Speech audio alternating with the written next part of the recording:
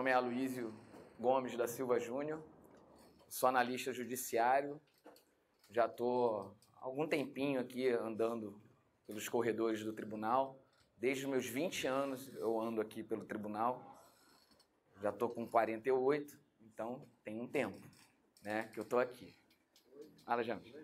Sou analista judiciário, já passei por órgão especial, vara de fazenda, vara civil, autuação criminal, divisão de departamento de distribuição, né, Proger, plantão, corregedoria e atualmente, já há 5 anos, eu assessoro o desembargador Luciano Silva Barreto na 5ª Câmara Criminal. Demorei 23 anos para chegar onde eu queria, que era com crime, trabalhar só com crime, que é a minha paixão, né? A minha especialização e a minha paixão. Eu tenho 2 paixões dentro do direito. Uma que nasceu, acho que já comigo, né? Que passou de pai para filho, que meu pai era policial civil e eu sempre fui um apaixonado pelas histórias criminais que ele me contava. E eu gostei naturalmente do direito penal. E durante a faculdade, eu estudei na UF, eu fui aluno do desembargador Najib, que na época era juiz, e ele me fez me apaixonar pelo direito constitucional. E o direito constitucional é o mais próximo que a ciência do direito chega da ciência política, né? É impossível você assistir uma aula de direito constitucional sem que você resvale na política. Eu já dei aula de direito constitucional aqui na ESAGE, eu sou instrutor da ESAGE já tem uns bons 10 anos. E já dei aula de direito constitucional, especificamente organização do Estado, e sempre me perguntam coisas de política. Eu sempre falo, olha, eu não sou professor de ciência política, não é a minha formação, não tenho nenhuma formação nesse sentido, né? Não gosto, inclusive, de política. Eu procuro falar só sobre direito. Mas como eu gosto muito de direito constitucional e gosto muito de história, e o direito constitucional tem muita história, né? Naturalmente, durante os meus estudos, eu vou lá beber da fonte da ciência política. Tenho que, né? Boa tarde. Tenho que beber da fonte da ciência política. Você está ligado? Tá.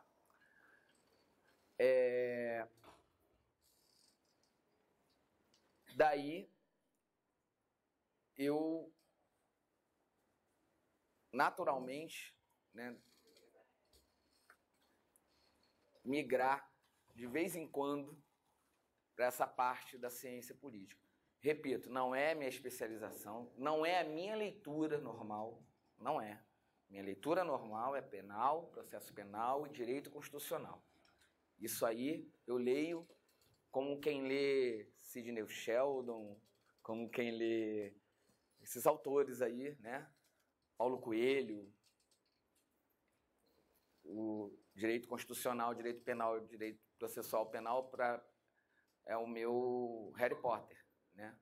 São os meus Harry Potters, são os meus livros de cabeceira. Quando a gente estuda direito, quem é que tem formação em direito? Então, quando a gente estuda direito, né, a gente tem a tendência, né, quem faz a faculdade de direito sabe disso, né, os horizontes se abrem na sua cabeça. Geralmente a gente entra muito novinho na faculdade, eu entrei com 17 para 18 anos na faculdade, foi muito cedo na minha vida. Então eu entrei para cá muito cedo, eu entrei para a faculdade muito cedo, e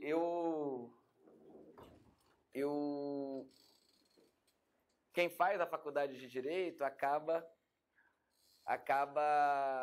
experimentando essa sensação de que os horizontes, né, vão se abrindo na sua cabeça, né? Você começa a ler o jornal, o garoto ou a garota da faculdade, ou mesmo a pessoa já madura, que já passou por outras faculdades, começa a ler o jornal diferente, não é isso? Começa a ser mais crítico, começa a elocubrar mais as coisas e começa a pensar de uma maneira diferente a sua própria vida e a vida de todo mundo que te cerca.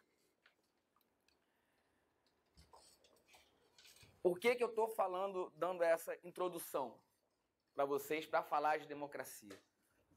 Porque esse assunto, democracia, né, a gente tem contato, eu tive contato assim que eu entrei para a faculdade.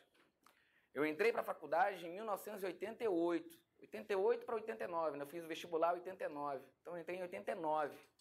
A Constituição tinha meses. A Constituição é de 5 de outubro de 88. Eu, graças a Deus, já estudei a Constituição nova. Porque a Constituição antiga era muito ruim. Muito difícil de você estudar, era cheio de emendas oriundas, né, autorizadas do ato institucional número 5, que foi uma das maiores violações à democracia que existiu na história do nosso país. E eu tomei conhecimento muito cedo, né, do que era a democracia. Alguém aqui estudou na UF? Ninguém? A UF é a universidade mais à esquerda que tem no estado do Rio de Janeiro. Ela é tão à esquerda, que ela fica em Niterói. Nem fica aqui. Então, a UF, quando eu entrei para a faculdade, foi um momento muito sintomático da história brasileira, porque a gente estava vindo de um período de ditadura militar. Era uma abertura que começou em 84 com João Figueiredo e terminou justamente, né, naquele finalzinho ali dos anos 80, 88, 89, né, que foi a eleição, aí sim, pelo voto direto do nosso primeiro presidente, né, que foi... Quem foi? Nosso primeiro presidente eleito depois da ditadura. Fernando Collor de Mello. Fernando Collor de Mello. Olha que coisa curiosa que está acontecendo hoje. Eu vou começar a falar da democracia, né? Mas eu quero mostrar como as coisas são cíclicas na história e como tem tudo a ver, né, com o que a gente vai falar. Olha que coisa curiosa. E aí eu falei para vocês, eu adverti no início que a gente ia acabar resvalando em política. Mas olha que coisa curiosa que aconteceu lá no final dos anos 80. Muita gente não viveu isso, eu estou vendo aqui todo mundo muito novinho, né? Em 1989, ele foi eleito em 89, não foi? Ele caiu em 91, né? Ficou 2 anos.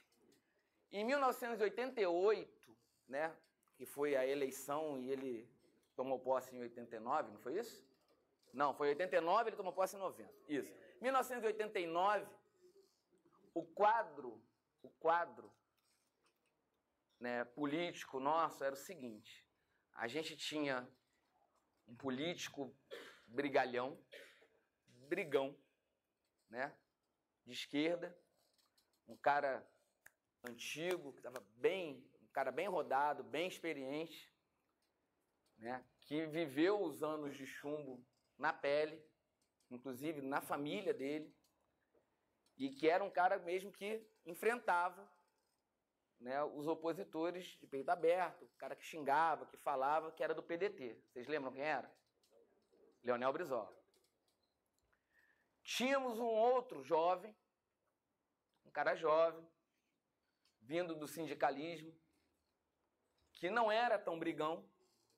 Ele brigava, mas ele brigava mais no campo das ideias, era um cara mais tranquilo, mas era o cara que subia no palanque, subia no carro de som, tal, mas não era um cara experiente como o outro.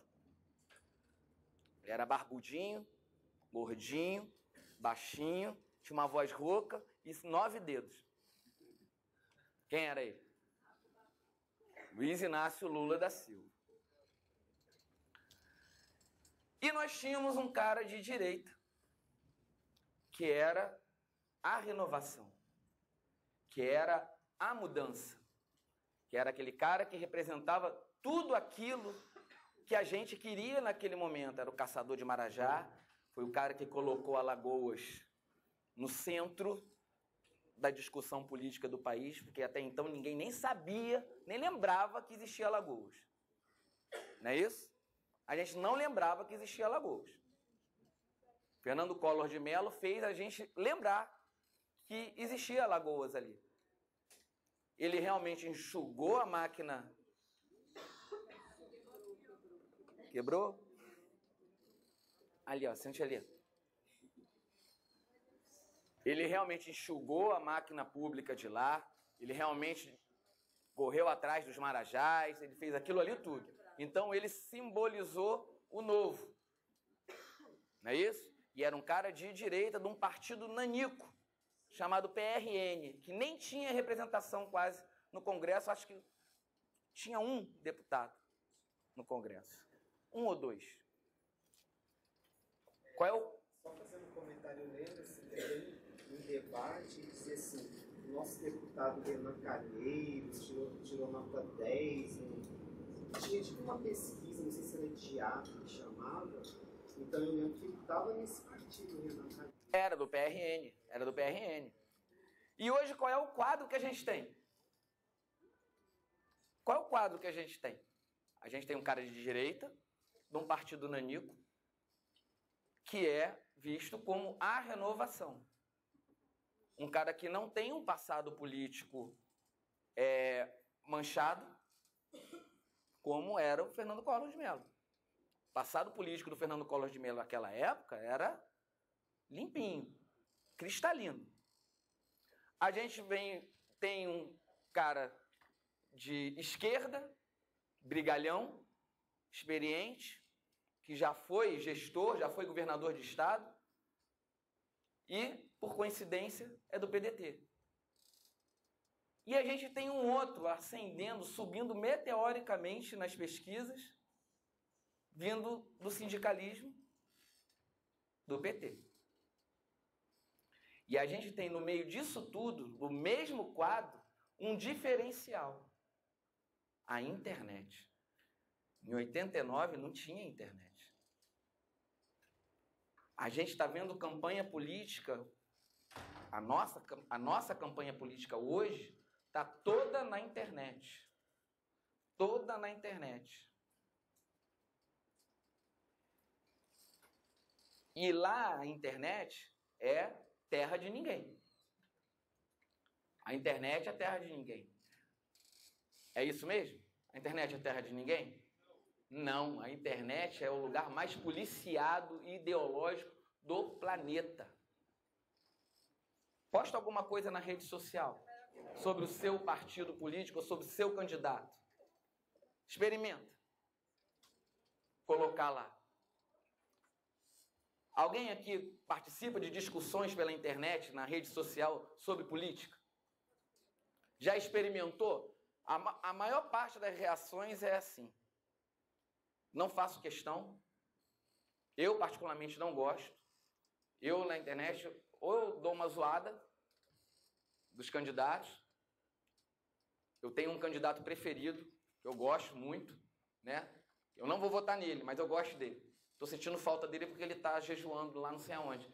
Mas eu sinto falta dele porque eu gosto de ver o programa político dele. Né? São 10 segundos, 15 segundos, mas que me divertem. Né, Glória? Oi? Já desceu do monte? Que bom. Ah, então vai começar a diversão agora. De novo. Né? Mas eu não gosto de falar de política. O meu posicionamento político eu guardo para mim, até porque o voto é secreto. Eu guardo para mim. É preferível.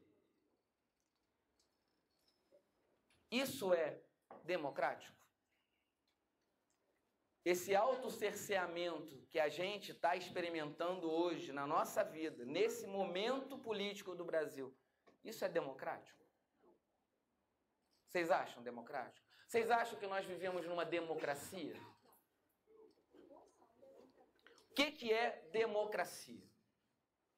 Foi para isso que a gente veio aqui. Tentar descobrir o que é democracia. O que é democracia? Dá uma definição aí, colega. Qual é o seu nome? É. Qual é o seu nome? Adriana, o que você acha que é democracia? Liberdade, né? Bom, você já falou a primeira palavra, que é a base da democracia. Gente, eu estou falando agora da democracia moderna, tá? Eu vou falar da democracia lá no iniciozinho, o que é. Mas a colega aqui, a Adriana, falou uma das bases da democracia moderna. Liberdade. Sem liberdade, a gente não pode falar de democracia hoje em dia. Tá? O que mais? Me dá outra palavrinha aí, alguém que a gente pode encaixar no conceito, né, geral de democracia. Igualdade.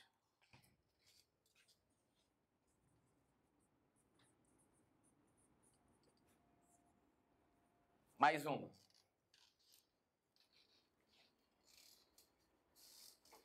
Tá faltando uma palavrinha ali que, poxa, todo mundo sabe.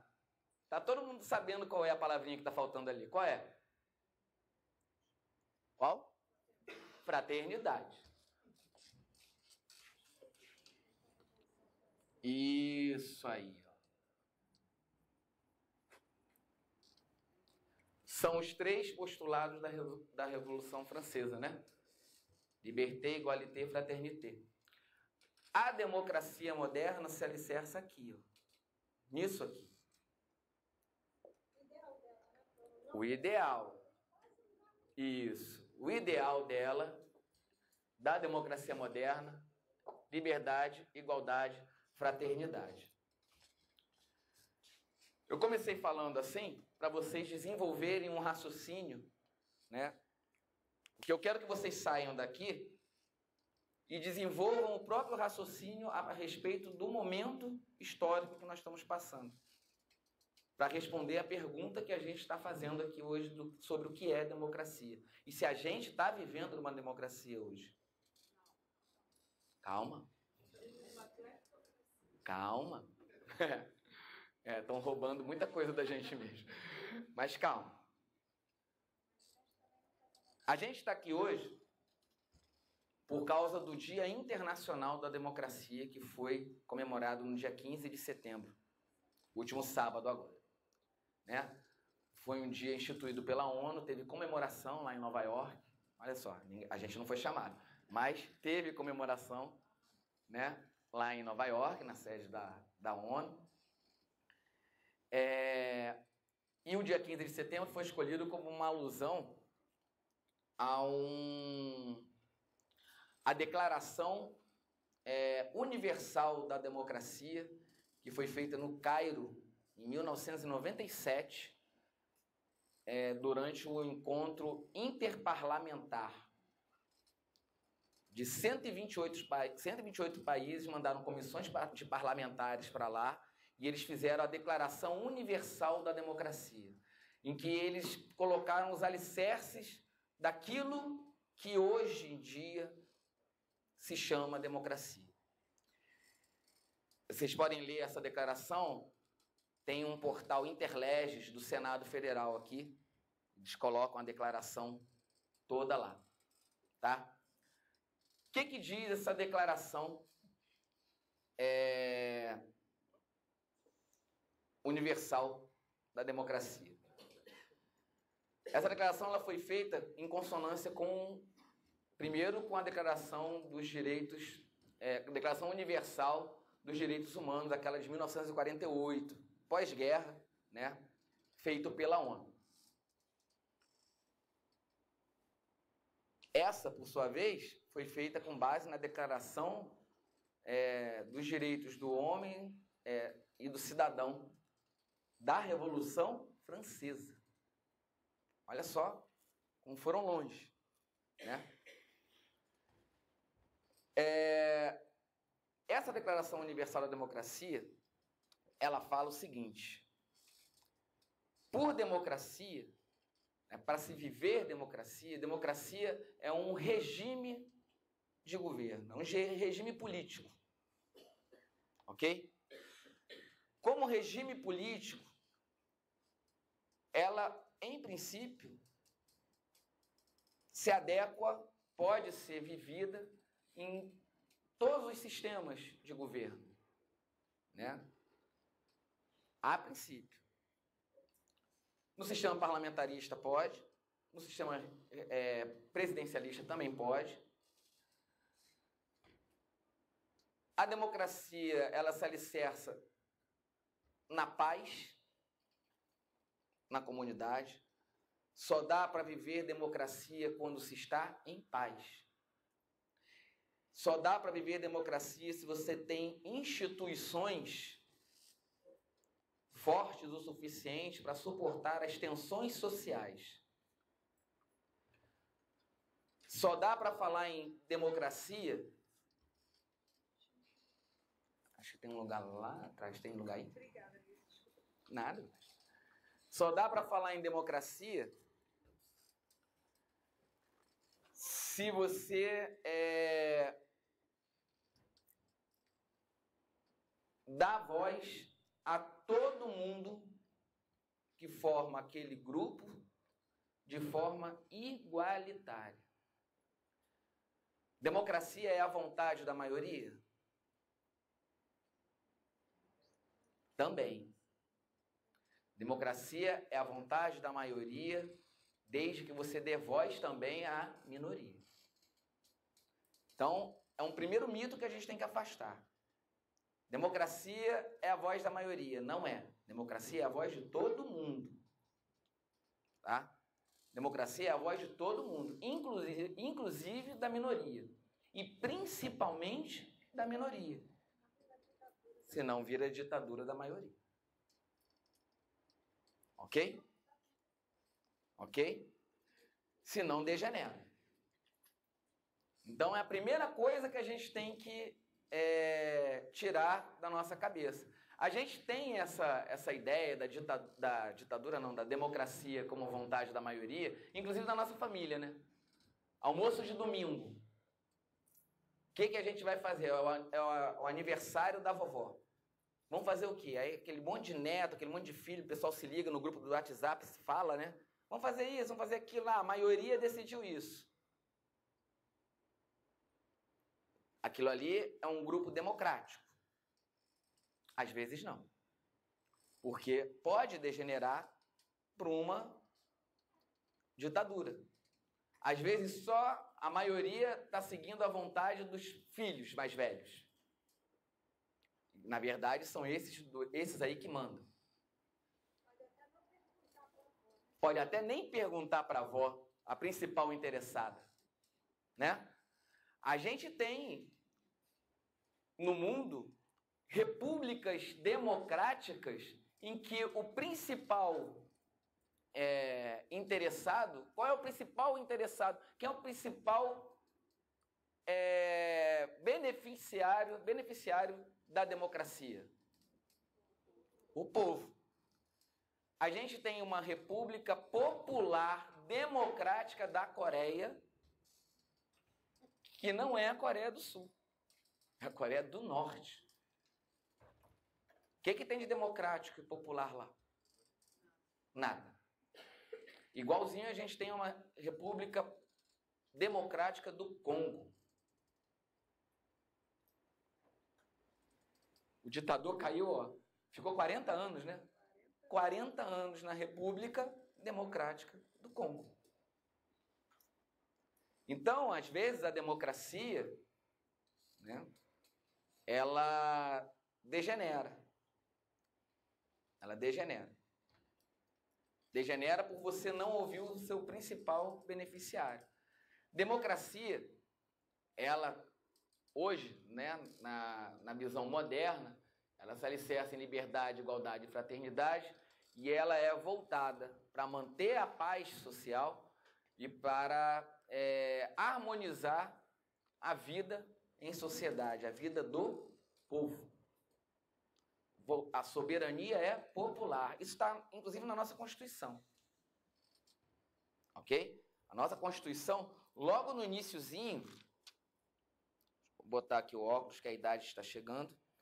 No artigo 1º, a República Federativa do Brasil, formada pela união indissolúvel dos estados e dos municípios do Distrito Federal, constitui-se em Estado democrático de direito e tem como fundamentos, aí logo a primeira, a soberania. Essa soberania, você tem que olhar que tipo que é. Está lá no artigo 14, a soberania popular. Uma democracia só é democracia, só dá para falar de democracia quando o povo tem voz. E o povo se expressa através do direito de sufrágio, cujo instrumento maior é o voto. Só dá para falar de democracia se você elege alguém, o teu representante, ou se você vai diretamente lá falar. Isso eu estou falando de democracia moderna, porque a democracia lá no iniciozinho era bem diferente. Alguém sabe quem pensou primeiro em democracia aqui? Oi? No mundo. Os gregos, isso aí. Foi um greguinho lá chamado Aristóteles. Aristóteles estava lá na Grécia. A Grécia era um país com várias cidades-estados. Não era uma unidade. Vocês já viram aquele filme Esparta? Esparta não, é os 300, né, de Esparta. No 2, aparece justamente esse quadro aí. Porque os espartanos estão lá lutando com Xerxes, né, o rei deus da Pérsia. Aliás, eles morreram, os espartanos morreram, e aí os atenienses foram tentar convencer os outros gregos, que eram outras cidades-estado, que não tinham nada a ver com aquele negócio ali, de que o Xerxes vai chegar até vocês também, já passaram pelos espartanos, então vamos lá. Vamos lá brigar. A Grécia era toda fragmentada. E aí Aristóteles pensou o seguinte, estava lá ele, né, pensando, e ele pensou numa forma de governo que ele falava que era instável. Ele pensou na democracia e ele falava, a democracia não é a melhor forma de governo. A democracia era vista por Aristóteles, né, no início, como uma degeneração da república. E como é que ele pensava isso? Ele pensava o seguinte, olha, a democracia só vale a pena, só vale você viver em democracia se você tiver todo mundo na mesma condição. Se você tiver todo mundo na mesma condição, você vai poder dar voz para todo mundo de forma igual. E se você dá voz para todo mundo de forma igual, você vai atingir a paz e a harmonia naquela comunidade. Inclusive com os meios de produção. Porque ninguém vai querer produzir mais que o outro. E se produzir mais que o outro, vai ceder em prol do outro aquilo que excedeu. E isso vai virar uma cadeia para manter a igualdade e para manter a voz de todo mundo ativo. Então ele imaginava a democracia só vingaria num quadro ideal, no mundo ideal. Entendeu? Só que ele continuou pensando o seguinte, olha, a democracia, essa aí, nesse mundo ideal, vale a pena. Só que nós não vivemos no mundo ideal. Nós vivemos num mundo em que todo mundo é desigual. E quando você dá voz aos desiguais, de uma forma igual, você nivela por baixo. Porque os desiguais, né, são maioria. e você vai nivelar por baixo, e você vai ter sempre aquele que vai falar para a maioria. E ele chamava esse cara de demagogo. Então, ele olhava a democracia como uma forma degenerada de república que iria naturalmente desembocar na demagogia. Por isso, ele não aceitava a democracia. Olha que coisa. Mas ele realmente apontou coisas que ocorrem. Sim, sim. Não é? Não é? Mas ele estava errado? Não estava errado. Ele não estava errado. A diferença de lá, né, da Grécia Antiga para cá,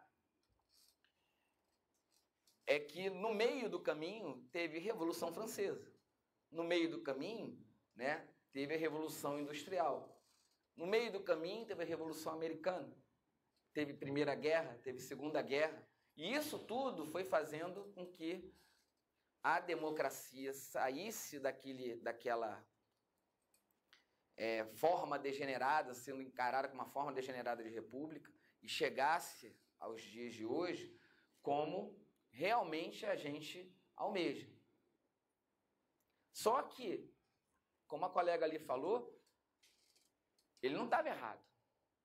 Olha como é difícil você viver em democracia. Lembra do exemplo da rede social que eu falei no início?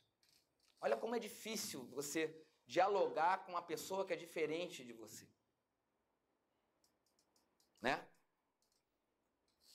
Eu falei, então, que hoje a democracia precisa de instituições fortes para que essas instituições suportem, né, as tensões sociais. Que instituições seriam essas? Um poder executivo, que realmente, né, faça a gestão da coisa pública, do Estado. Um poder legislativo dialético, e essa é a palavrinha motriz, o ponto nodal para você entender democracia e viver democracia. É essa palavrinha aqui, ó.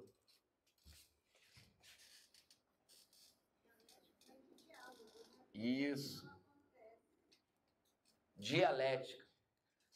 Se você tem um parlamento dialético, um poder legislativo dialético, já é meio caminho andado para a democracia. O que é o parlamento dialético? É a galera que conversa. É a galera que fala mesmo, que debate. Porque olha o nome, é parlamento. É para falar, é para falar. Vocês já viram lá como é que é?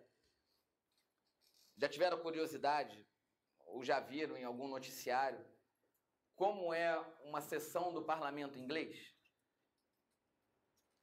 Sessão do parlamento inglês tem a Câmara dos Comuns e a Câmara dos Lordes, né? Que vale mais ou menos aqui como se fosse deputados e senadores. Eles levantam, cada um levanta, pede a palavra, é assim mesmo. Fica assim, de um lado do outro, todo mundo no mesmo plano, né? Um sentado atrás, assim. E você quer falar, você vai na bancadinha ali, fala dali para cá, olhando aqui assim na cara do outro. Não é no microfone, como é aqui, que o cara vai lá no meio do microfone, sobe no púlpito, fica falando lá para, às vezes, nada, todo mundo vazio. Né? Ele vai lá e fala. Aí o outro, ele senta, o outro pede a palavra ali na hora e vai lá, fala. Aí vem o outro, fala. Vem o outro, fala. Não tem esse negócio de, ó, tem que me inscrever. Tem isso não. O cara tá com vontade de falar, ele vai lá e fala. Ele quer retrucar aquilo que o outro falou, ele vai lá e retruca. Pois é. Só que a gente está falando de ingleses, né? A gente está falando de ingleses. Nós, povo latino, sangue latino, fica meio complicado ter uma dialética com essa sistemática aí.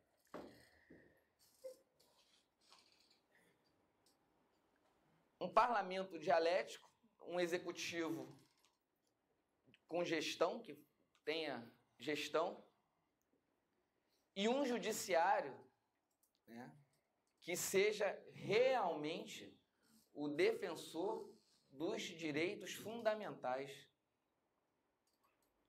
que estão ali na Constituição. Por isso que o artigo 1º fala logo que nós estamos no Estado democrático de direito.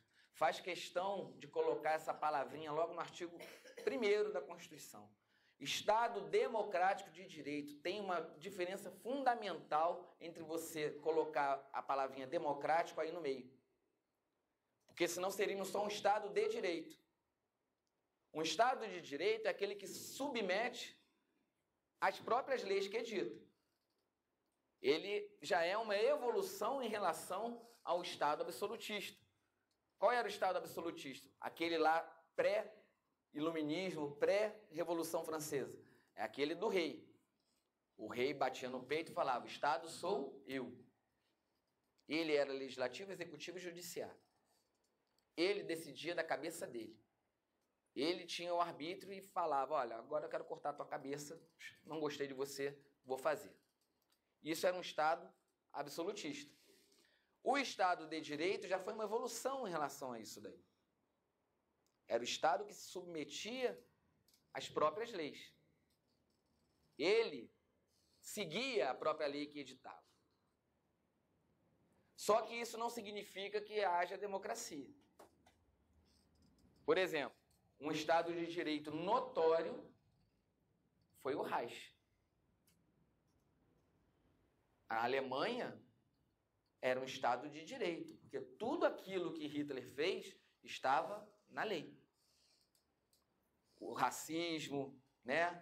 a perseguição ao judeu, isso tudo era legal, estava na lei. Foi aprovado lá, o partido nazista aprovou aquilo ali no congresso lá deles, e aquilo era lei. Ele não estava fazendo nada de ilegal. Era um Estado de direito. Curioso, né? Isso. Era um Estado de direito.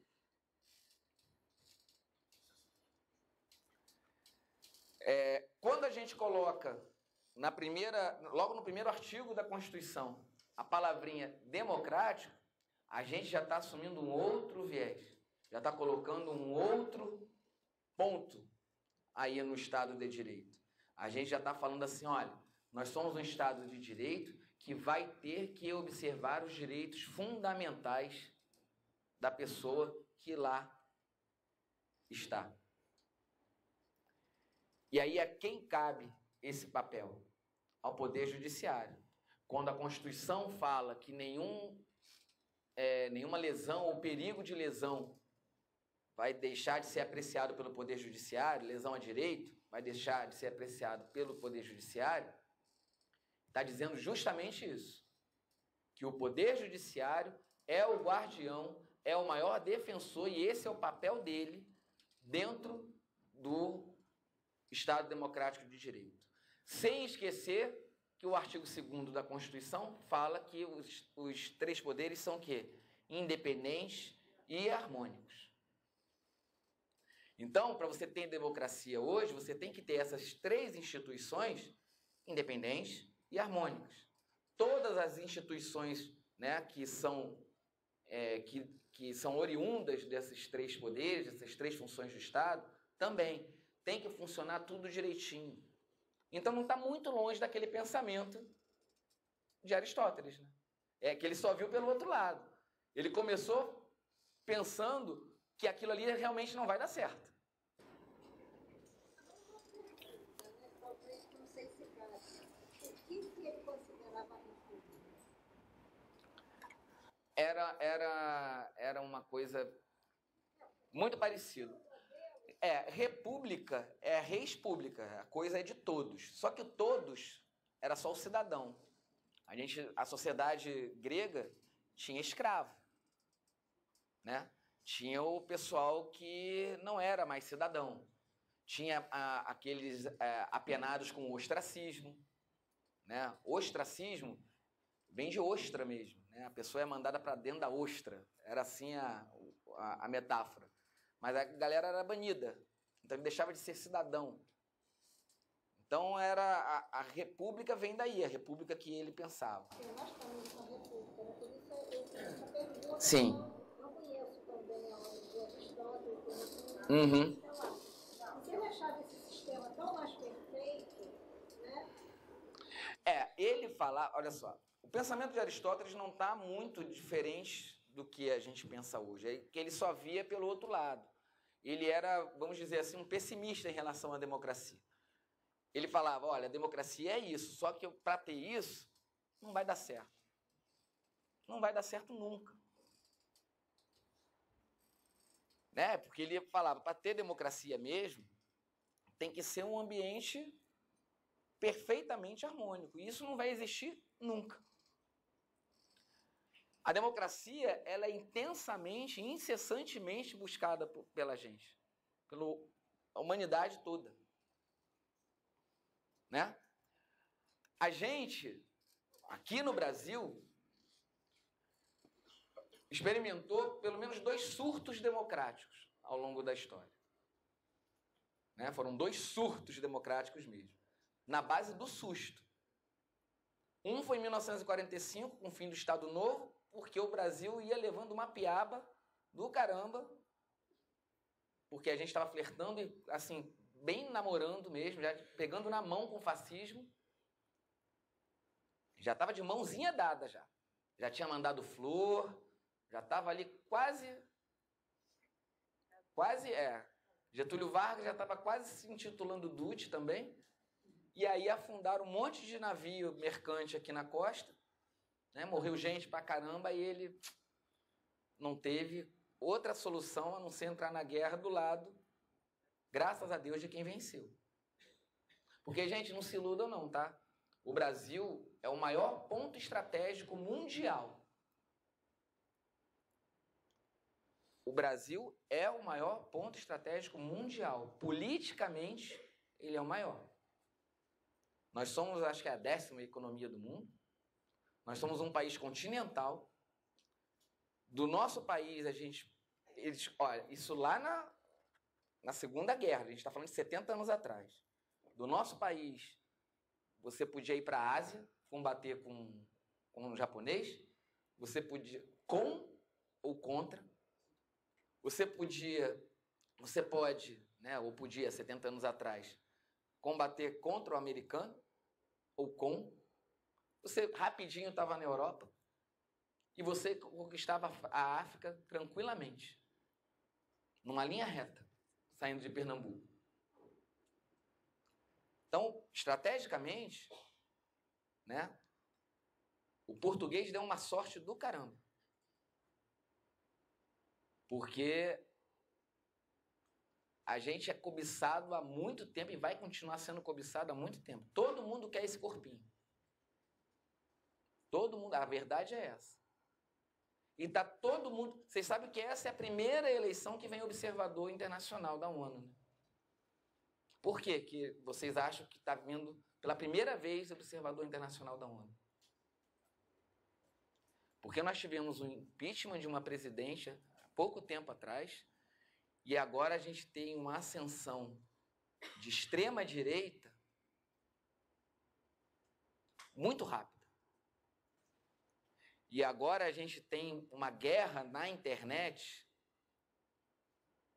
que todo mundo está vendo. Não são só guerras de palavras. Acabou de se materializar aí, ó, na facada com o cara. Aquela facada ali, mais do que uma facada num candidato, foi uma facada na democracia. Faltou o quê? Isso aqui, ó. Faltou isso aqui. Porque a gente está falando de dialética do parlamento, só que os parlamentares são o quê? Representantes nossos. Então a dialética tem que começar onde? Aqui, com a gente. Tem que começar aqui. Não dá para a gente falar em democracia assim. Né? É igual a educação de filho.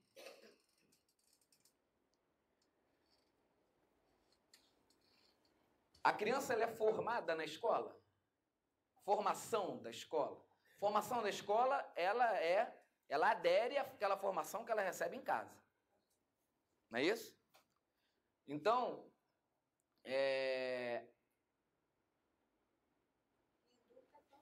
quem educa são os pais. Quem faz a formação de caráter é o pai, é a mãe, é a avó, é a família. Não vai adiantar nada, na minha ótica, aí é uma opinião pessoal minha, mas faz parte da dialética que a gente está tendo aqui agora. Não adianta nada você levar uma discussão de gênero, por exemplo, para dentro da escola pública, se quando ele chegar em casa, o pai, a mãe, ou a avó, ou quem quer que seja que vai estar lá, não começar a falar a mesma coisa do que ele ouviu lá. Se não começar a falar disso aquilo. O trabalho tem que ser lá na escola? Pode ser. Mas principalmente tem que ser aonde? Com o adulto, com a família. Vai fazer um esclarecimento com a família. Vai lá na associação de moradores, lá da comunidade, né? Porque política não se faz só com lei. Vai lá na associação de moradores da comunidade. Vamos fazer uma palestra aqui sobre igualdade? Há 2 meses atrás, eu fui fazer uma palestra sobre homofobia lá na OAB da Leopoldina. O meu público era basicamente LGBT e outras letras que eu não guardo nunca. Eu tinha, os outros 2 palestrantes eram transexuais, um homem transex e uma menina transex.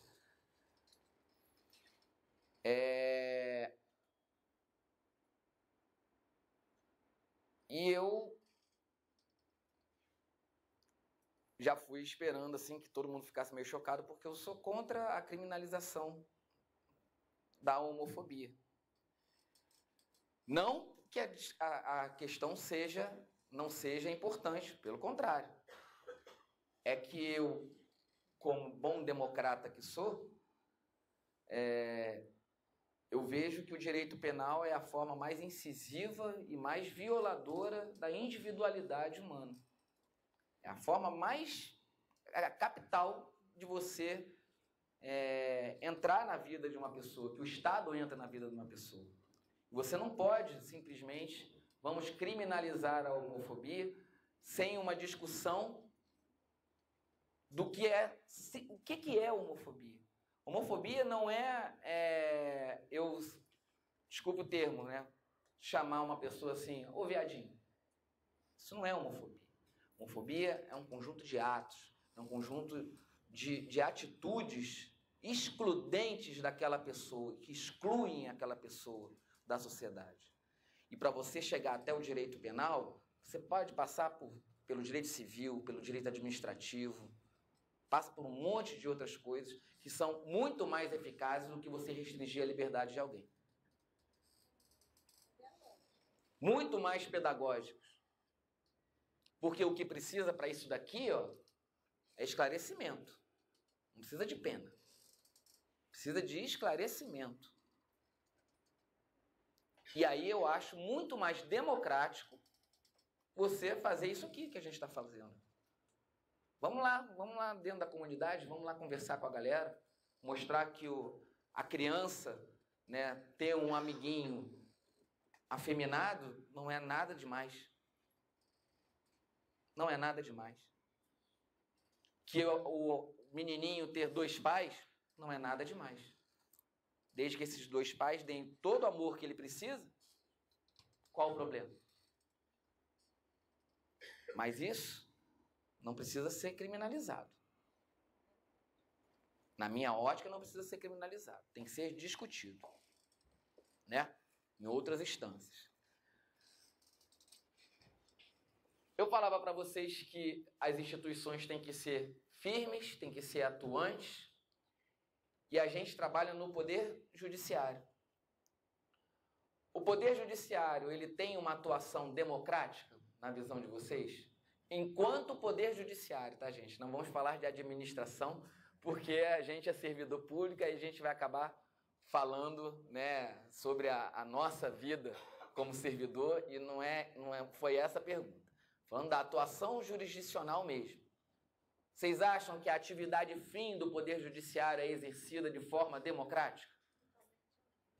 Por que você acha que não, colega? Seu nome é? Ida. Por que Ida? Eu acho que não tem explicação. Eu tenho aquilo que você falou, acho uma diferença de justiça e existe justiça e direito. Às vezes se vê muito direito, mas não é justiça. Eles podem se atrapalhar, entendeu? Então vamos lá. Primeiro ponto. Direito e justiça não combinam. Não combinam. Não é o fim do direito buscar justiça. É o fim da sociologia, de repente, é o fim da ciência política, de repente, mas do direito, não. O direito, ele busca a paz social. A harmonia entre as pessoas. É você evitar ou dirimir litígio. Ponto. Para isso que serve o direito. Tá? Então, a gente tem que abrir a cabeça e tirar aquele sinal de igual direito, igual justiça. Não é. Nunca foi e nunca será. Então, o juiz, ele não está ali para fazer justiça. De repente, os Vingadores, no Guerra Infinita, vão fazer justiça. No 2, né? Na continuação. Né? Mas o juiz nunca vai fazer justiça. Não é o fim que ele de repente vai fazer, vai acabar fazendo. Né? Mas não é o fim que ele vai buscar. Ok? O que ele vai buscar é pacificar a sociedade, dirimir aquele problema ali. Resolver aquele conflito. De acordo com a lei. Essa é uma atuação democrática. É a instituição Poder Judiciário atuando da forma típica, da forma com que está ali preconizado na nossa Constituição do Estado Democrático de Direito. Agora, vocês já ouviram falar num negócio chamado ativismo judicial? Não? Ninguém nunca ouviu falar em ativismo judicial? O que é o ativismo judicial? É quando o Poder Judiciário extrapola das suas funções e atribuições específicas e começa a invadir a área dos outros poderes. Isso. Traduzindo ali e acrescentando um pouquinho o que o colega falou, seu nome é? Felipe. Você já fez curso comigo, não já, Felipe? Acho que já. De organização judiciária. Acrescentando o que o colega falou, realmente é quando o Poder Judiciário ele exerce uma função além daquela função jurisdicional. Mais comumente, quando ele avoca para si a gestão de políticas públicas. A gente já viu isso acontecer? Gente, pra caramba, é toda hora agora. Toda hora a gente está vendo isso. Toda hora a gente está vendo isso. Vou pegar um exemplo, né? Duas situações distintas que aconteceram, uma aqui no Brasil, são situações idênticas, questões idênticas, uma como foi discutida na Argentina, aqui do lado, que passa por uma crise institucional e política enorme, e já tem tempo isso, não é isso? A democracia lá está há muito tempo, né? Democracia na Argentina está, vai, não vai, há muito tempo. E como a mesma questão foi tratada aqui no Brasil e, para minha tristeza, as pessoas comemoraram a forma com que foi tratado aqui.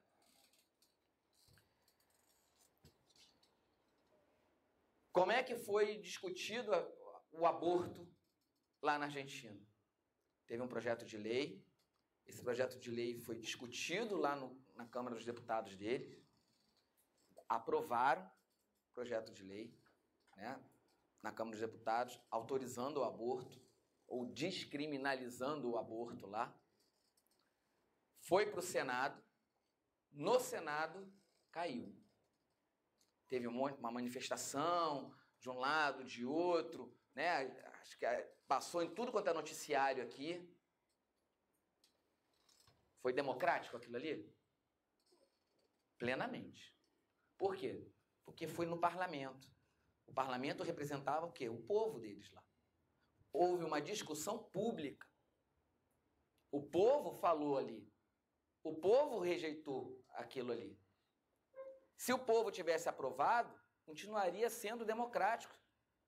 O povo teria aprovado. Né? Porque foi o Congresso lá deles. Como é que a mesma questão foi discutida aqui? Quem foi que autorizou, quem foi que discutiu o aborto aqui? O STF. O STF discutiu o aborto aqui. Embora eu fosse há muito tempo, era uma posição minha particular, isso há anos, desde que eu era, sei lá, criança. Eu achava que uma criança inviável, achava muito injusto a mãe levar aquela gestação até o final. Eu vi isso acontecer perto de mim. Tive uma vizinha não, era irmã de uma vizinha, não sei, lá em Ramos, que ela teve uma criança, né, que foi diagnosticada que ela seria inviável. E ela teve que levar a gestação até o fim. A criança nasceu e umas horas depois, uns dias depois, não me lembro, morreu.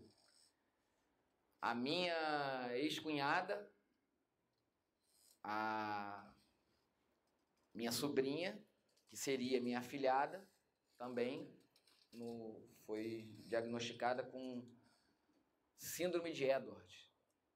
A criança não tinha esôfago, não tinha, né, não formou aquela parte, né, da gástrica dela. Enfim, isso no 4º mês já viram que ela seria, mas ela não teve autorização. A criança nasceu, acho que a Maria Luísa viveu, sei lá, 5 dias, 6 dias. Não dá nem para medir a dor da minha ex-cunhada, não dá nem para medir a dor da irmã da minha ex-vizinha e de todo mundo, né, que viveu aquela situação. Então, eu desde criança eu achava, né, que abortar ali seria uma solução ideal. Só que eu não gostei foi da forma com que a solução foi encontrada aqui. Não houve uma discussão pública, não houve uma discussão no parlamento. Sequer chegou a cogitar um projeto de lei, alguém fazer alguma coisa para discutir isso no parlamento. Faltou o quê? Dialética. E aí, quando falta dialética, acabou a igualdade. Aí a gente tem um desequilíbrio das instituições. Hoje nós vivemos um desequilíbrio institucional enorme. Enorme. Muita gente comemora o poder judiciário estar em voga, muita gente comemora o fato da gente saber os 11 ministros do STF, mas das portas da Copa do Mundo a gente não sabia os 11 jogadores da seleção que iam entrar em campo. Eu não comemoro, não. Não comemoro mesmo. Eu sou da época que a gente via o Jornal Nacional, né? E a gente nem sabia quem era o ministro do STF. Isso era bom? Era. Bom pra caramba. Porque quando você começa a ver muito o ministro do STF falando na televisão, é sinal de que, Constituição está balançando. Porque o STF é o guardião da Constituição. Quando você começa a ver o ministro do STF, né, como uma estrela popular, né, quase um ator, né, no horário nobre, quando a chamada da conversa com o Bial é um ministro do STF e a chamada aparece 5, 6 vezes num dia, aí isso preocupa. Para mim, isso preocupa pra caramba. É um desequilíbrio. Harmônicos e independentes. Por isso que eles têm que ser harmônicos e independentes, para dar base para a democracia. Porque senão não há democracia. É a decisão de 11. Né? É a decisão de 11. Quando deveria ser a decisão de todo mundo. Ok? Quando deveria ser a decisão de todo mundo.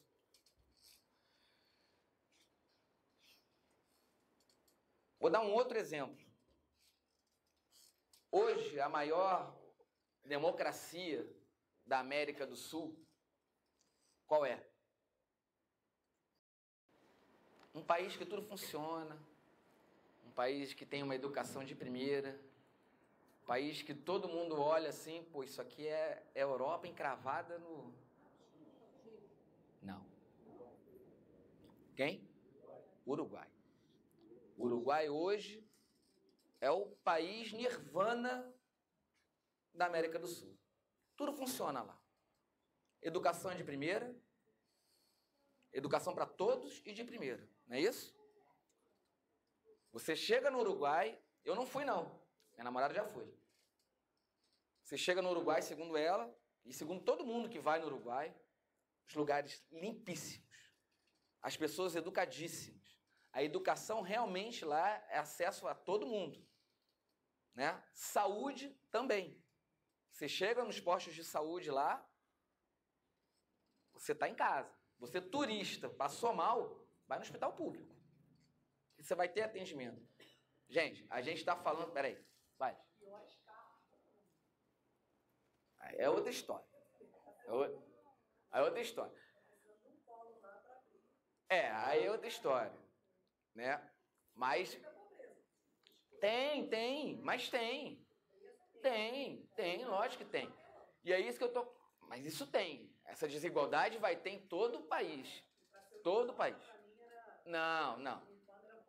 Ela é considerada a nirvana democrática daqui. Não é isso? Não é que não exista desigualdade. E outra coisa, a gente está falando de um país, né, que não chega nem perto do que é a gente. O Uruguai deve ter o quê? 3,5 milhões de habitantes? 1,5 milhão torcendo para o Peñarol, né? 1 milhão para o Danúbio, e tem uma torcida organizada do Fluminense lá. Então, né? A gente está falando de um país assim, pequenininho. Um país que liberou o aborto por lei.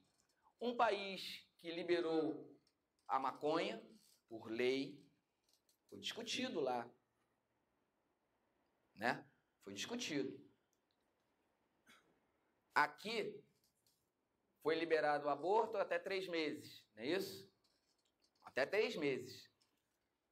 Pelo STF.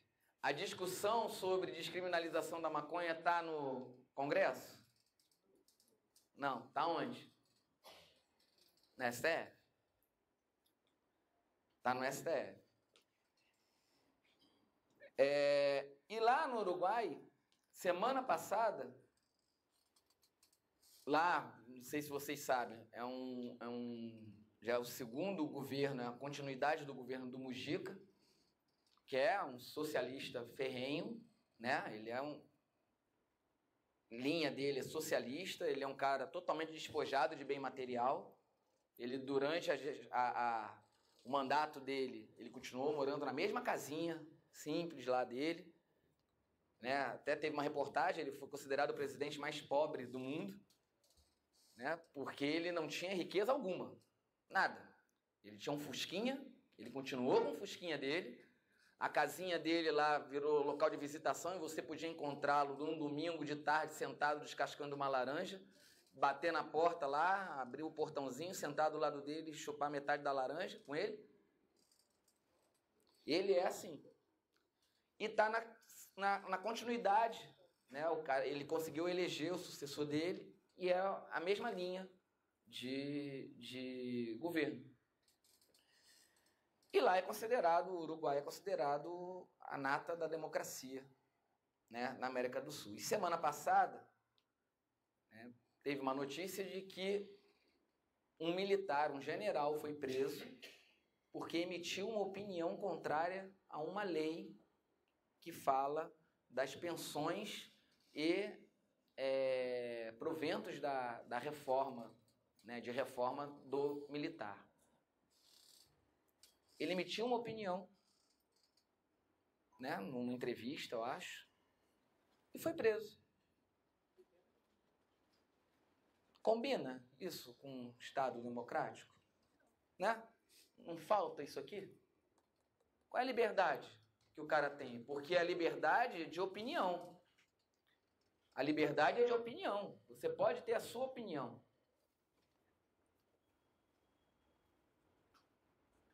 Não combina, né? Aí agora a gente volta aqui para o nosso mundo aqui. Nosso mundo de 200 milhões de habitantes e 100 milhões de eleitores. Quando a nossa Constituição foi feita, ela foi colocada lá no Estado Democrático de Direito, tal, tudo muito bonito. A nossa Constituição é uma das melhores do mundo. É sim.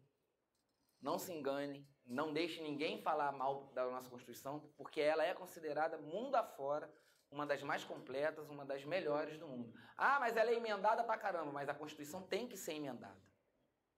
Tá? Constituição tem que ser emendada, porque a sociedade evolui, o mundo evolui, tudo evolui, e uma Constituição que não é emendada é sinal de que a sociedade está estagnada. Tá? Então a nossa Constituição ela é muito boa. E a nossa Constituição sendo muito boa, ela vem colocando uma série de direitos fundamentais e coloca os direitos fundamentais logo no início. Diferente da Constituição anterior, da época da ditadura, que vinha lá para o artigo 100 e tal. Isso tem um significado. É que tudo a partir dali você tem que ver olhando os direitos fundamentais. Então, toda vez que a gente fala de democracia, a gente está falando de observância de direitos fundamentais. E aí eu caio na minha área, direito penal. Vocês já ouviram falar no garantismo penal? Já? O garantismo penal é uma teoria lá do Luigi Ferraioli, um catedrático lá italiano, da Universidade de Roma. Ele escreveu um livro chamado Direito e Razão, que é uma batoca desse tamanho assim, mas que você pode resumir ele justamente nisso. Você aplicar o direito penal, que é a última ratio, que é a última coisa que você vai utilizar, sempre olhando e garantindo os direitos individuais da pessoa. Os direitos fundamentais da pessoa. Ponto. Isso é um resuminho. É o bem básico para você falar de garantismo.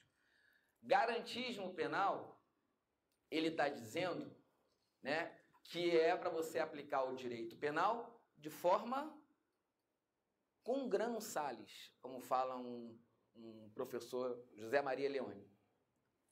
Bem devagarzinho, a conta-gota. Com parcimônia, né, com economia. Não é para você sair utilizando direito penal para tudo. É exatamente o contrário. Isso aí.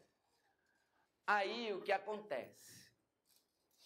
As pessoas aqui no Brasil, né, principalmente, eu vou falar da nossa realidade, elas são polarizadas. Aqui o Brasil é tudo polarizado.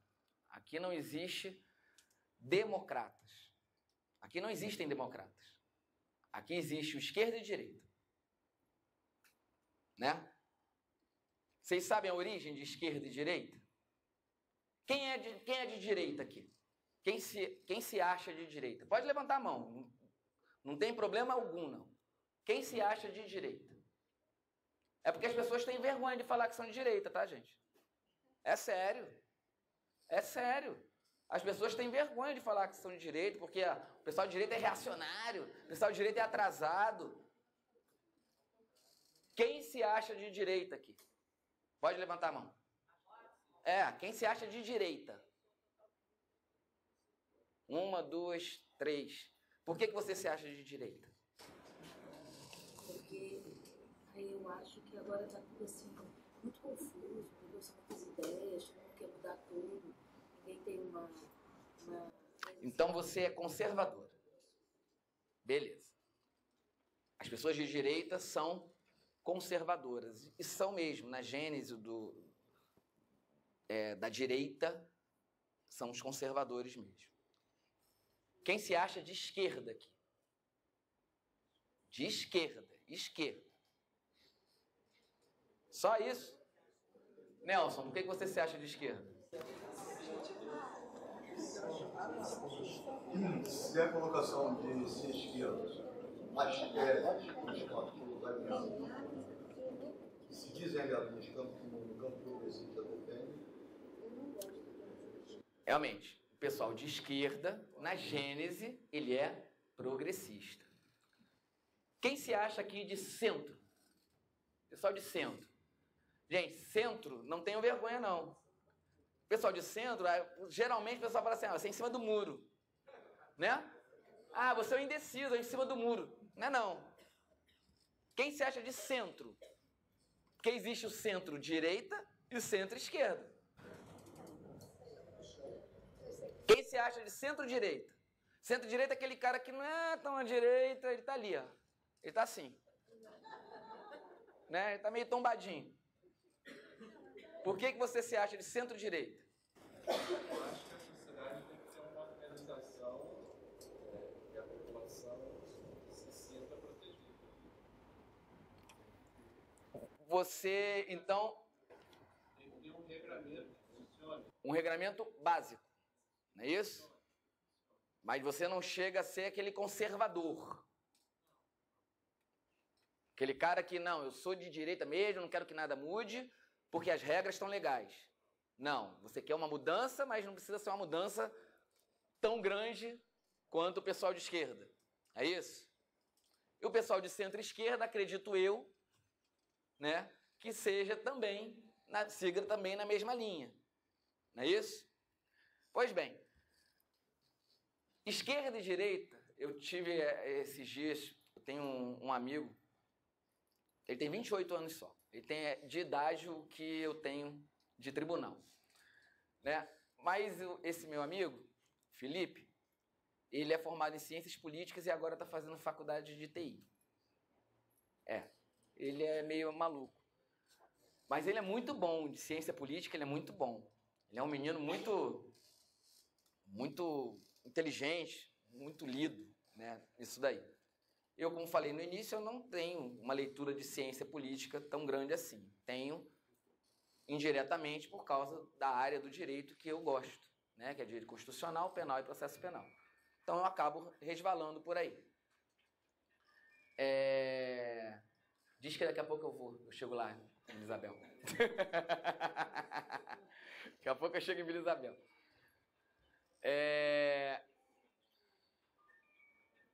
Eu não tenho uma leitura tão grande assim, né? E eu estava conversando com ele no nosso grupo do futebol, né? No grupo do futebol.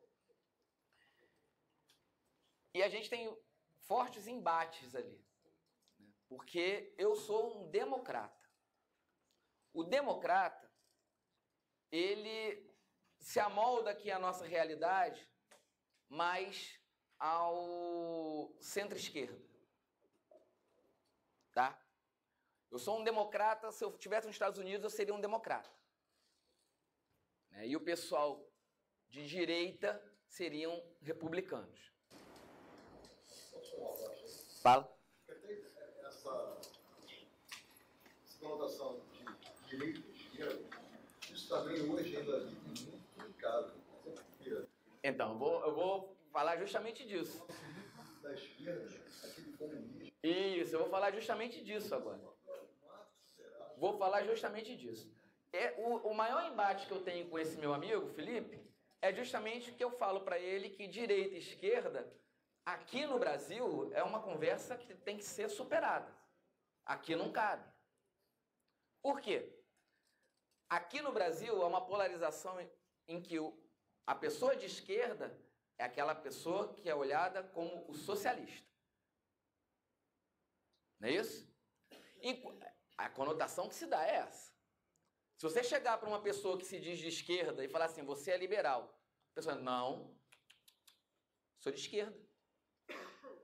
A conotação que se dá aqui é esquerda é socialista, direita é liberal. A gente viu naquelas manifestações o patinho lá da Fiesp, né? Patinho da Fiesp, todo mundo de camisa da seleção. Aquilo ali foi uma manifestação de direita. Todo mundo era o quê? Fiesp, empresário. Todo mundo ali é linha liberal. Enquanto que o pessoal assalariado, todo mundo de camisa vermelha, né? Falando um discurso socialista e falando que é a esquerda. É essa polarização que existe aqui, é essa conotação que se dá de direita e esquerda aqui no Brasil. Ninguém se diz democrata, ninguém se diz centro-esquerda nem centro-direita. Mas que não é ligado a outra questão até econômica, financeira, né? Sim, sim. Eu vejo assim as pessoas aqui muito preocupadas, não sei se eu posso estar errada, da questão assim, das finanças mesmo, né? Salariado, empresário, e não dos ideais realmente, né? Da alma daquele pensamento. Né? É uma coisa muito prática, entende? Sim. Do dia a dia. E não... A gente tem que pensar o seguinte. O empresário aqui no Brasil, eu acho que a gente, né, passou primeiro da fase do comércio, a gente passou da fase do comércio, passou para a fase do empresariado e hoje a gente vive a fase do empreendedor. A maior parte do brasileiro, o autônomo, né, que chamavam antigamente, hoje é empreendedor. E esse empreendedor, ele tem que forçosamente ter uma visão o quê? Liberal. O Estado não pode entrar na vida dele toda hora, cobrando um monte de coisa. Não é isso? Porque senão ele não cresce. Senão ele não cresce.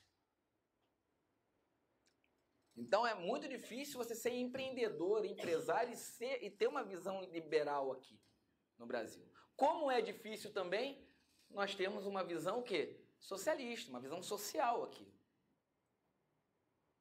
É muito complicado. É muito complicado. Quando você fala em criar direitos sociais para as pessoas, o empresariado pula. E com razão, por causa da quantidade de encargo social que o cara tem que arcar. É muita coisa. E aí mata todo mundo. Mata o empregado que não consegue emprego. A gente fez concurso público. Agora vamos imaginar aquela galera. Eu tenho um amigão meu xará, que ele era alto funcionário executivo de uma multinacional. Ele perdeu o emprego com a crise e ele não conseguiu emprego em lugar nenhum. Nenhum. Qual era a resposta que davam para ele?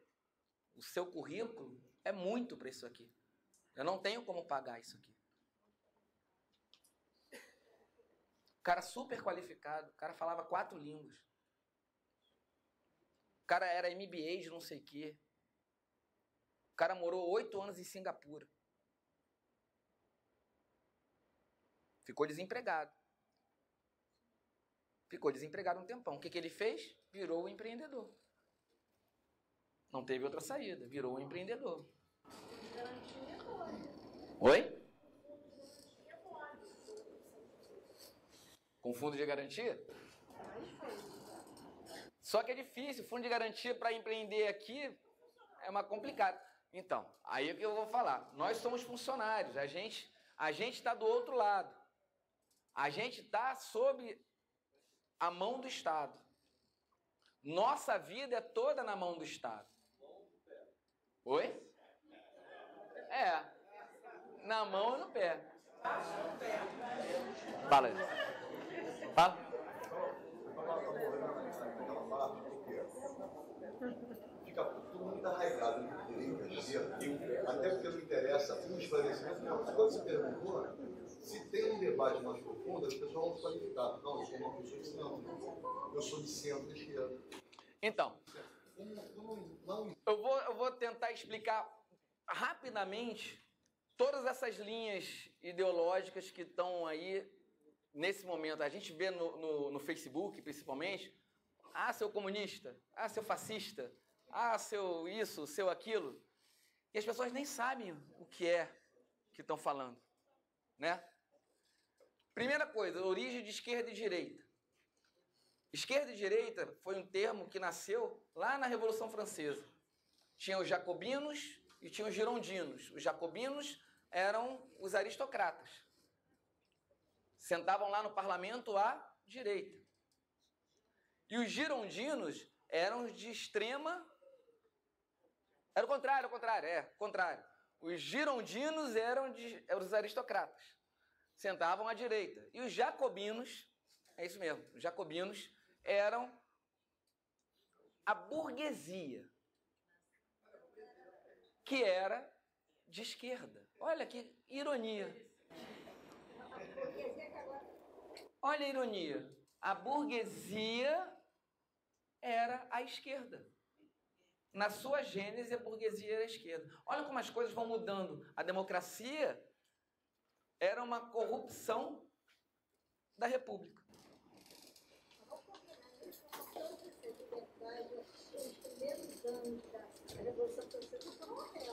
Não, os primeiros anos da Revolução Francesa, o poder do povo, o povo era quem? A burguesia. Porque o campesinato, né, o pessoal, a ralé, nada. Quem não tinha a sua banquinha de venda ali, não era burguês. E se não era burguês, você não era povo. Você não era nada. Então, a democracia, nesse segundo estágio dela, ainda não era a democracia que a gente vive hoje. Ou tenta viver hoje. Né? Na verdade, na França, havia a discussão correta do papel do Estado. Quer dizer, sim, o pessoal da esquerda queria menos, queria uma... Isso. Todos eles, na verdade, são o quê? Liberais. Todos eles eram liberais. Porque a Revolução Francesa foi justamente os caras queriam soltar as amarras. E mesmo a aristocracia, eles só não queriam perder o privilégio, mas eles queriam também expandir. Eles queriam que o Estado não interferisse tanto na vida do burguês para eles continuarem mamando. Né? Porque eles eram a aristocracia. Mas eles eram o quê? Liberais. Liberais.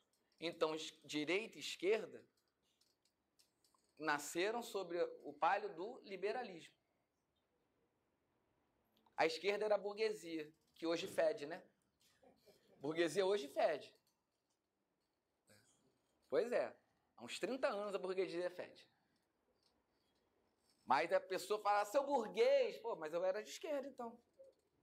Né? Eu sou teu pai, diria Darth Vader. Né? Pô, ela mora na Dinamarca, né? Vida chata, né? Vida chata.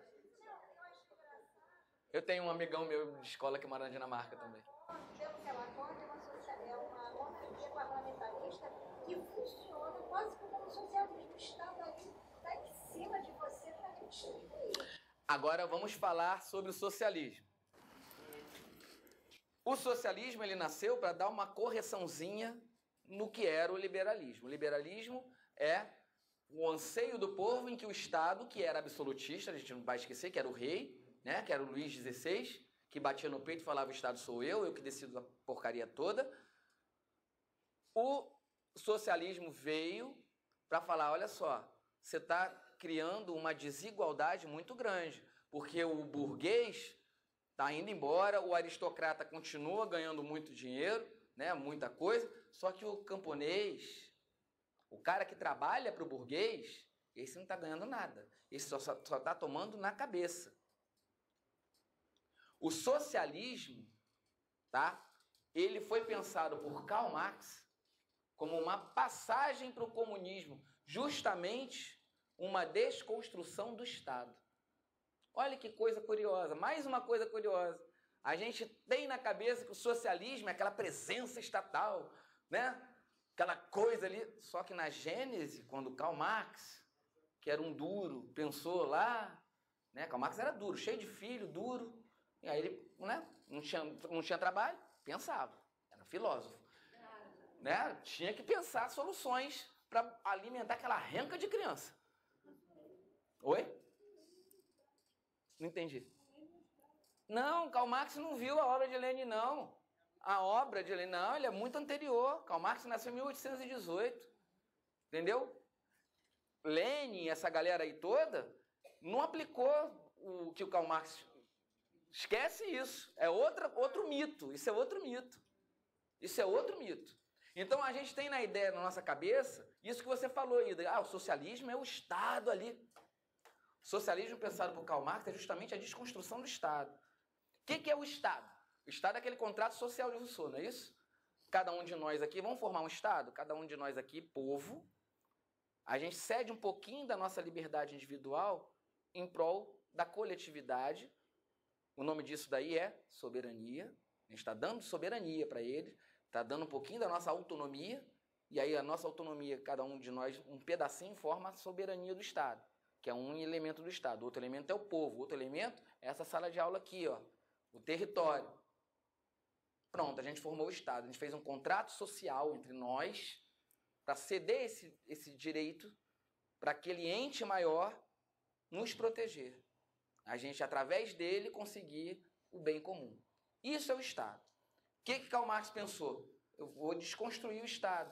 Eu vou, ao invés de eu dar para um ente maior um poder para gerir a minha vida, eu mesmo, a sociedade, que é abaixo do Estado, sociedade é um pontinho abaixo do Estado, a sociedade, o grupo, né, de pessoas que têm a mesma finalidade, que querem aquele mesmo bem, né? A sociedade vai gerir os meios de produção. E vai continuar gerindo os meios de produção e dividindo de forma igual para todo mundo, até que as pessoas individualmente consigam gerir o seu próprio meio de produção e gerir a sua própria vida. Isso é comunismo. Olha como é muito diferente. É uma desconstrução do Estado, é o caminho contrário. Oi? Engels. Aí sim, Engels. Engels é que foi o cara que... Engels foi o cara que deu isso aí. Era o cara que cuidava do dinheiro dele. Que não era dele, era de Engels. Era o mecenas, era o cara, o financiador. Era o financiador. Era o... Como é que é? O Joesley. Era o Joesley de Marx. Era o Engels. Mas, enfim. Então, outra coisa que vocês têm que tirar da cabeça de vocês. Que o socialismo é o Estado na vida da pessoa, não é não? Como diria Agnaldo Timóteo, não sou não. Vocês lembram dessa entrevista de Agnaldo Timóteo? Agnaldo Timóteo, você... Não sou não. Vocês têm que ver Luciano Gimenez. Muito bom, Luciano Gimenez é uma cultura inútil muito legal. Então, como diria Agnaldo Timóteo, não sou não. Socialismo não é isso. O socialismo pensado por Marx não é isso, tá? Isso. O socialismo pensado por Marx é só um caminho até chegar ao comunismo. Comunismo é a pessoa produzindo para ela mesma, ela vivendo a vida dela sem presença de Estado também. A diferença é que, né, com a queda do reino lá da Rússia, e a criação da União Soviética, a Revolução Bolchevique lá, eles pegaram as ideias do Marx e adaptaram, né? Fizeram um mixzinho. E aí eles, vamos botar o comunismo, só que eles deram uma acepção de comunismo como comum, um pensamento comum para todo mundo. Uma ideologia só, um partido só, um chefe só, uma opinião só. Tá faltando isso aqui, não tá? Tem democracia no comunismo moderno? Não. No comunismo de Marx, tem democracia? Tem. No comunismo de Marx tem democracia, porque todo mundo está em pé de igualdade. Vai todo mundo, no final, produzir, gerir os seus meios de produção, todo mundo vai ter a mesma voz. O comunismo de Marx, ninguém viveu. Ninguém viveu. Na prática, o que a gente tem, e eu morei na Suécia, eu trabalhei lá. Eu já vivi em alguns países social-democratas. Esse é o problema brasileiro. Primeiro que o socialismo é um chapéu muito amplo. Isso. E você tem várias, desde a Revolução Russa, Partido Social, Operário, Revolucionário. Hoje já tinha 5 correntes.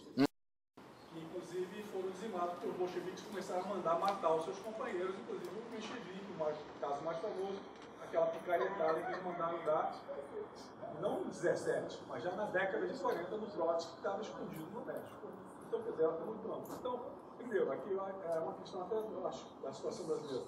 Nós, infelizmente, esse discurso de esquerda e direita é muito ruim, esses termos, concordo integralmente com o colega, hoje não tem muito significado, mas o maior problema para mim, eu acho, nessa discussão é que a gente, na maior parte das vezes, ainda, mesmo não tendo dado certo em nenhum lugar, o socialismo... Não é nem dado certo, é não ter sido experimentado nada. Mas eu quero dizer que o socialismo marxista, leninista, não deu certo em nenhum lugar.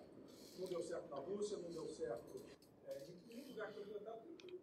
Eu só... A social-democracia deu certo na Suécia, deu certo na Noruega, deu certo na França, deu certo na Alemanha. Agora, é completamente diferente do que se vê aqui no Brasil. É completamente diferente. Eu só implico um pouquinho com esse nome marxista-leninista. Botaria só leninista. Porque ele pegou um aspecto lá da teoria do Marx e fez do jeito dele. É como se você pegasse uma receita de bolo, pegasse só um bolo de baunilha, pego a baunilha e faço do meu jeito. Nem olho para a receita. Foi isso que o Lenin fez. Ele fez o quê? Um Estado policialesco. Ele fez um Estado sem opositores. Ele fez um Estado totalitário, né? Perseguidor, uma ideologia só, e chamou aquilo ali de quê? Comunismo. Houve uma tentativa de comunismo aonde? Em Cuba. Em Cuba foi uma tentativa real do comunismo mesmo. Aquele comunismo do Marx. Oi? No início foi. O problema é que o comunismo do Marx, ele foi pensado, né, nas CNTPS, as condições normais de temperatura e pressão. E quando Cuba fez a revolução lá, a primeira coisa que os Estados Unidos fez foi embargo. Fez embargo. Então, cercaram Cuba de nada por todos os lados. Cuba era uma ilha cercada de água, virou uma ilha cercada de nada. Não tinha parceiro nenhum, tinha nada. Né? Então, vocês querem comunismo? O comunismo de Marx? Então agora vai na marra. Vocês vão viver comunismo de Marx. Não teve uma preparação. Não teve nada. Foi na base da revolução. E Marx pregava o quê? Um comunismo que fosse uma evolução natural do socialismo, da sociedade. Começava com o socialismo e desembocava no comunismo. Lá em Cuba foi o quê? Na base da revolução. Eles entraram, tiraram o Fulgêncio Batista, mataram lá meia dúzia de 100 mil, né?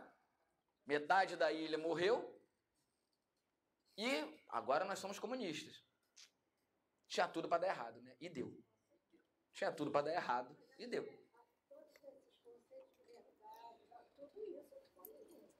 É. Outra coisa que é curioso. Fascismo e nazismo. O que é o nazismo? É o fascismo alemão? É o fascismo alemão. Mas o que é o nazismo? É um nacional-socialismo. Hitler falou que ele era socialista. Tá? Ele disse que ele era socialista.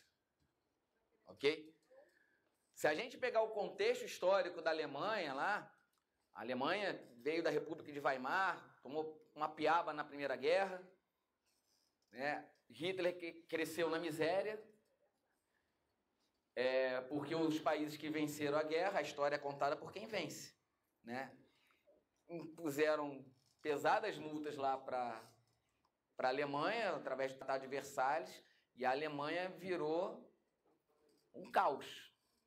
Então, o Hitler, eu já li Mein Kampf, é uma leitura pesada, não aconselho, é uma leitura raivosa, mas que você entende muito do sentimento daquele cara ali. Entendeu? Você não concorda, né, não concordo com nada daquilo que ele escreveu, mas eu entendo a raiva que ele tem. Porque se você for ler a história da Alemanha de Hitler, da infância e adolescência dele, é pesadíssimo. E do pós-guerra, porque ele lutou na Primeira Guerra. É pesadíssimo. A história de vida dele é muito ruim. Muito ruim. Se engana quem pensa que fala assim, Hitler era um idiota. Não era, não. Mussolini era. Mussolini era um boçal. Era um bobo alegre total. Hitler não era, não. Hitler era um cara inteligentíssimo. Era um cara muito autodidata. Lia muito. Né? Ele lia as histórias de Napoleão Bonaparte, ele adorava, né? Era um cara que chegava às artes, ele era chegado às artes, ele era pintor, pintava razoavelmente bem, não era um Mussolini da vida, não. Não li o Mein Kampf todo, é uma leitura ruim, como eu falei, li uma boa parte, umas partes marcadas lá, eu tenho ele em PDF, e ali dá para você entender aquele nacional-socialismo dele. Ele era de extrema direita. Era reacionário, era conservador, era tudo de ruim que você pode pensar numa ideologia política. Gente, eu não estou falando que a direita é ruim, tá? Não estou falando isso. Que ser conservador é ruim. Ele era de extrema direita. Ele era nacionalista. Ele se dizia socialista. Mas era de extrema direita. E o fascismo? O fascismo lá do Mussolini. O fascismo do Mussolini nasceu como uma resposta ao liberalismo na Itália que deu errado. Que criou desigualdade social. Uma desigualdade enorme. Mas foi uma coisa de dentro da Itália. Muito fragmentada. Muito fragmentada, igual a Alemanha. Mas eu acho que a Itália ainda era pior.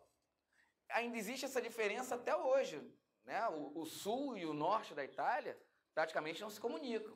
Isso a gente vê no campeonato italiano. Quando a gente vai ver jogos do campeonato italiano. Até hoje. Você vê um jogo da Lazio, que é um time que flerta muito, né, e gosta muito do fascismo, quando a Lazio vai jogar contra o Napoli, que é lá embaixo, que é a parte mais pobre. É uma manifestação política. É um jogo que é uma manifestação política. Né? E o contrário também. Tá? O Mussolini, ele nasceu, né, a raiva dele nasceu da desigualdade social criada pelo liberalismo. ele era de extrema esquerda. Olha que coisa curiosa. Olha que coisa curiosa. É uma divergência. Há uma divergência. Oi? É. Ele privilegiou o sindicato, mas ele deu um upgrade nas indústrias. Ele privilegiou o campesinato. E a visão dele era de extrema esquerda. O ultranacionalista de extrema esquerda. E aí a gente vê, isso tem divergência, tá? Isso aí eu tô trazendo para vocês a fala de Norberto Bobbio. Norberto Bobbio, que a família dele tinha um pezinho lá no fascismo, e essa era a visão dele. Mas Norberto Bobbio você tem que levar em consideração, porque foi um dos maiores cientistas políticos da história. Então, a opinião dele que eu estou trazendo aqui é uma opinião muito seguida, mundo afora. Existe quem conteste, acha que o fascismo é realmente... E ele coloca isso no livro dele, no dicionário de política dele. Ele fala, o fascismo é um negócio que você não consegue colocar numa ideologia só. Ele é uma colcha de retalhos. Mas você pode dar uma linha mecha dele como sendo um Estado, uma ideologia autoritária, totalitária, como era o comunismo soviético. Igualzinho. Não o comunismo de Marx, mas o comunismo soviético. Tá? Mas olha que curioso. O fascismo pode ser encaixado como de esquerda. E aí a gente vê aqui, os nossos cientistas políticos facebookianos,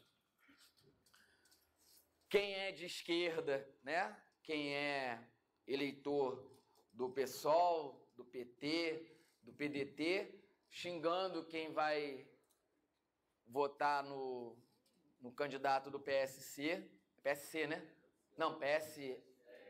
É Partido Social Liberal. Complicado isso.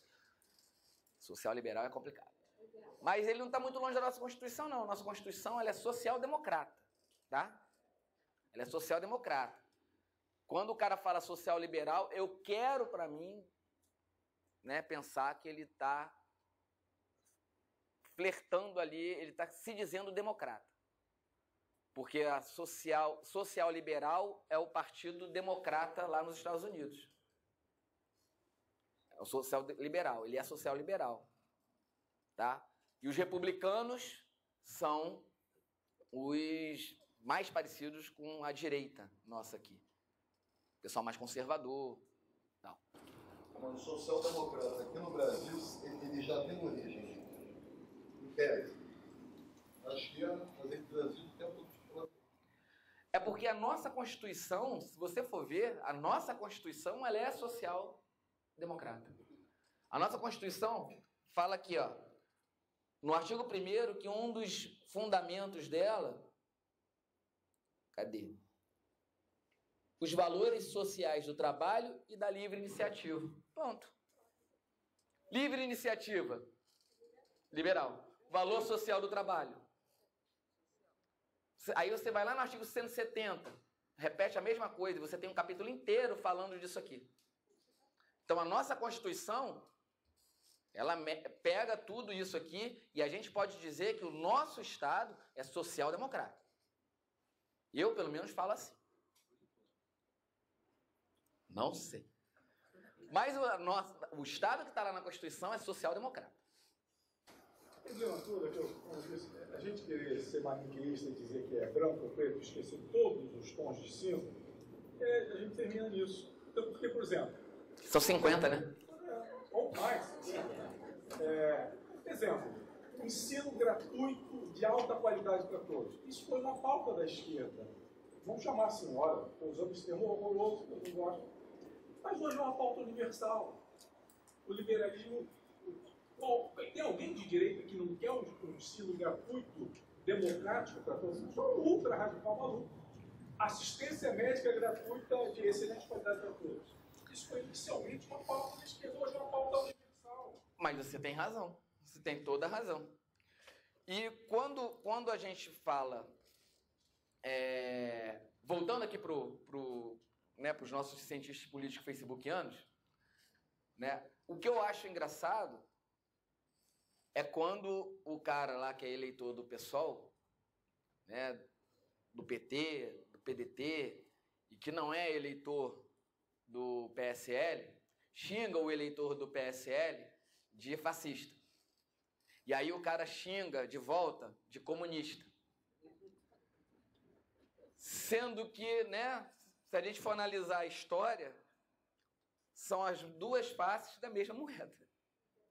Ambos, né, o comunismo experimentado pelo mundo não foi o comunismo de Marx. Né? Não foi o comunismo de Marx. O comunismo experimentado pelo mundo foi um regime totalitário, opressor, né, que igualava todo mundo por baixo, tirava a liberdade de opinião das pessoas. E o fascismo? A mesmíssima coisa. Igualzinho. Só falava italiano. Né? Quase falou português. Mas só falava italiano. Tchau. Obrigado. Só falava italiano. Gente, faltam 15 minutos. Eu espero que vocês tenham, né, saiam daqui pensando se a gente vive realmente uma democracia. Espero que vocês encontrem a resposta do que é democracia. Foi para isso que a gente veio aqui. E que a gente consiga viver democracia. Tá? Democracia não existe a minha democracia, não existe a democracia da minha timeline no Facebook, não existe a democracia da minha família, o meu pensamento democrático. O meu pensamento democrático... Valeu, James. James. O meu pensamento democrático... Tá.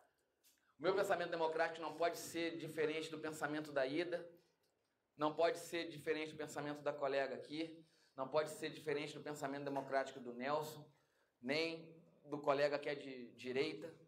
Não pode. Democracia é um patrimônio universal. Democracia só tem um conceito. Só dá para entender democracia de uma forma só. Isso aqui, ó, liberdade, igualdade, fraternidade, instituições fortes atuando independentes e harmônicas e em pé de igualdade. Se não for assim, não é democracia. Não existe a democracia do socialista, não existe a democracia do liberal, não existe a democracia do Bolsonaro, não existe a democracia do Ciro Gomes, não existe a democracia do Lula livre, não existe a democracia de patavina. Individualmente, ninguém vive democracia. Só dá para viver democracia em grupo. Falou? Obrigado aí.